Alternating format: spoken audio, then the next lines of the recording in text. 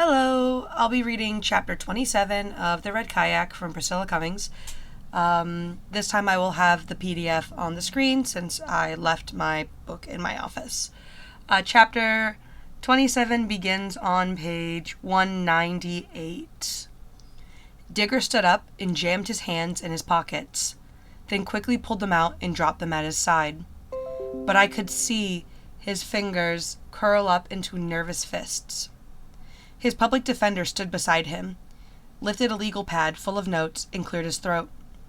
Your Honor, Michael Griswold has lived his entire life on the eastern shore of Maryland. He is one of 5 children in his family. True, I thought. He was one of 5, even though his 2 older brothers had already left home. A fair student, Michael is nevertheless a very hard worker, the lawyer continued, often helping his father, a heavy equipment operator, to haul loads of gravel and sand. His mother says he's invaluable at home too, often taking care of his younger brother and sister, including feeding and putting them to bed when both his parents have to work. He glanced at his notes, and I hoped he would tell everybody in court to look at Digger's chipped tooth, the one in the front that never got fixed after he broke it throwing himself on the ice to save my life. Give him some credit for that, I wish I could holler. I wouldn't be here if it weren't for Digger. Michael has never been in trouble with the law before, the lawyer went on, but his father has had numerous contacts with the police. I won't go into detail here, but several complaints have been made against Mr. Griswold for assaulting his wife, often with the children present. Just last month, a restraining order was issued limiting Mr. Griswold's contact with the family. My eyes shifted to Digger's dad and tried to burn a hole through the back of his thick, bald head, but he sat there like a rock.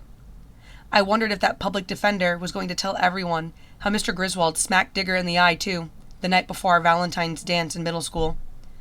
None of this is any excuse for what happened to Benjamin D'Angelo, the young public defender continued. But I want the court to know that Michael has harbored a lot of resentment and anger toward his father, and has never had a healthy escape valve. Never any counseling of any kind, never anyone to talk to or to go to help, except for his grandfather, who recently has become frail and was placed in a nursing home. At the mention of his grandfather, Digger crossed and then uncrossed his arms. I would like to add, the attorney said, that it was Mr. D'Angelo who purchased the farm belonging to Michael's grandfather, tearing down the old farmhouse before building a new one there.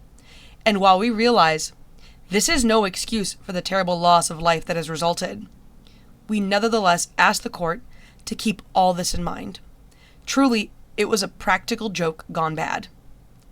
The public defender stood back and indicated Digger's mom. Mrs. Sue Lorraine Griswold would now like to address the court. Mrs. Griswold, her stingy, gray-streaked hair falling halfway down her back, stood up and tugged a snug blouse over her wide hips. I've always liked Digger's mom. She had a rough life, I know. But she loved telling jokes and teasing the kids when I was around.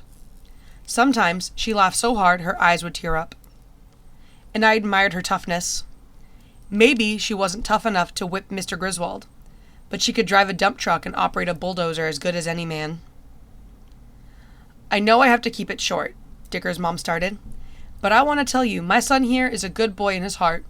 He has always obeyed his parents, and he means the world to Hank and Leanne, his little brother and sister. It's true, he does get a fiery temper at times, runs in the family, I guess. Anyways, I can promise you this, that if and when my boy comes home, we will, the children and I, have moved permanent to my sister's over to Denton. She's got a pretty big house on Pelicker Road, and Digger, that's Michael, Your Honor. He'd go to school there, in Kent County, 'cause I want to give him a fresh start. She hung her head for a second and then said, That's all. I thank you very much for your time, Your Honor. While she sat, I watched Mr. Griswold, but he didn't move or even look at his wife. After that, both JT and Digger had a chance to speak for themselves. JT was first, in a voice just loud enough for us to hear. I am really sorry for what happened to Ben and his family. I wrote the D'Angelos a letter. I told them if I could turn back time, I wouldn't have been there down at the dock that day. Honestly, we never meant to hurt Ben or his family. But I know that because of what we did, we hurt them and a lot of people. I am truly sorry. I know that I will answer to the Lord for this. It is something I will always carry with me. When JT sat down, his lawyer touched him on the shoulder. Digger scraped back his chair and stood. I want to say I'm sorry too, he began. I've had a long time to think about what we've done, and I want your honor to know that I'm the only one here who should be blamed.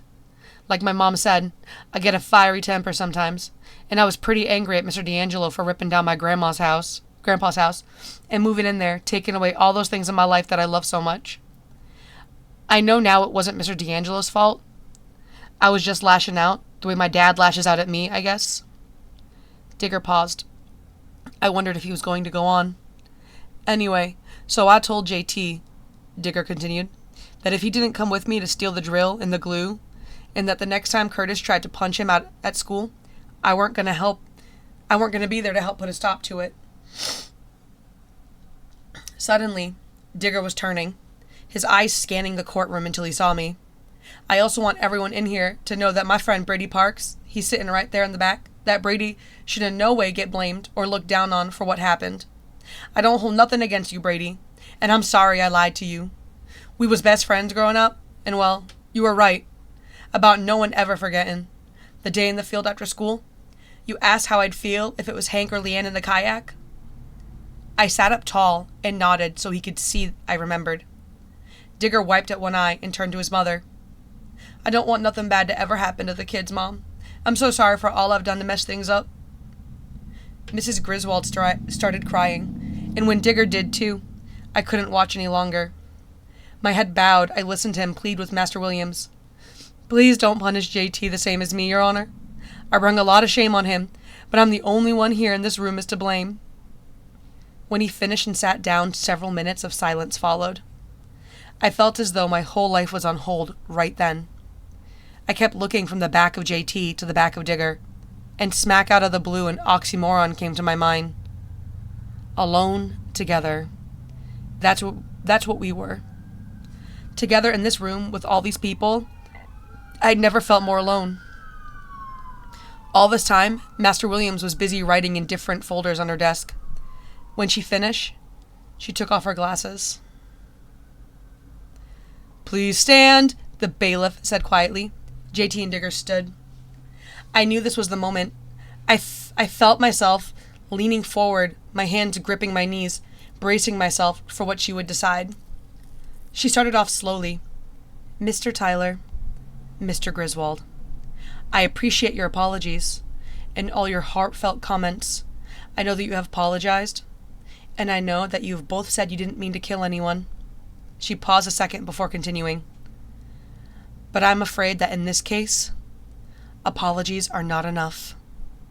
From the corner of my eye, I saw Mom fold her hands in her lap. Dad leaned forward beside me. What you boys did is like firing a gun into a crowded movie theater just to scare somebody. Only someone got killed. Master Williams focused intently on my friends as she explained this. Mr. Griswold, you've admitted this was all your idea and that you threatened your friend, Mr. Tyler, compelling him into committing the act with you. She turned to JT. But Mr. Tyler, I don't see any evidence here of physical force. You're not a puppet. You could have said no. You could have walked away. But you didn't. And then, you did nothing to stop Mr. Griswold. In fact, it is my understanding that you helped steal the drill and the glue, and that you stood guard while Mr. Griswold destroyed property belonging to the D'Angelos, thereby setting the stage for the horrendous act that followed. Let this be a lesson to you, Mr. Tyler, she said, that just because you do not actively participate in a crime, you're not off the hook. No, you are both to blame for what happened to that little boy. JT's mom put a hand up to her mouth. This offense is serious. So serious that there have to be consequences, Master Williams continued, her voice growing harsher. Look around you. Look at your mothers. Look at the pain you've caused your families, not to mention the pain and the enormous loss the D'Angelos have suffered. The most important thing you boys need to learn is that what you did was so reckless and so unthinking that a little boy lost his life. One little boy won't grow up and go to school or ever have a job or a family of his own because of what you did. She paused again. Now, that kind of behavior cannot and will not go unpunished in the state of Maryland. You need to know this. You need to know this for the rest of your life." When she finished, she leaned back but continued staring at Digger and JT for a moment. Then she put her glasses back on and busily wrote on the papers in front of her. Both JT and Digger looked whipped and stood limply with their heads hanging. It killed me to watch, but I couldn't turn away either, not then. A couple more minutes went by. Maybe it wasn't even that long. When Master William spoke again, the words came fast. There was some legal jargon, but I grasped this. She committed JT and Digger to the custody of juvenile services, to 9 months in a forestry camp for juvenile offenders out in Western Maryland. "At the end of 9 months, I'll review your records," she warned. "If I think you haven't learned anything, I will not hesitate to keep you both out there for another couple years." 9 months. Well, I was relieved, to tell the truth. 9 months was a whole lot better than hearing "until you're 21. 9 months was the school year. By summer, I thought, they could both be home. They could be back in school for sophomore year, well, or freshman year if they had to repeat. "It's not too bad," Mom said to me. "No," I agreed. Everyone was talking in hushed voices, and I began to think that forestry camp had to be better than some juvenile jail place, too. "They're lucky," Dad noted. "Damn lucky," Carl added. But the next thing we knew, the 2 sheriff's deputies who had stood quietly at the side of the room all morning were putting handcuffs on my 2 friends. JT's mother wasn't even allowed to hug him goodbye. The deputy shook his head and gently pushed her arm away, even though she was reaching out and calling his name. "Hey, wait," I started. Mom and Dad grabbed my elbows and rushed me out into the hallway then.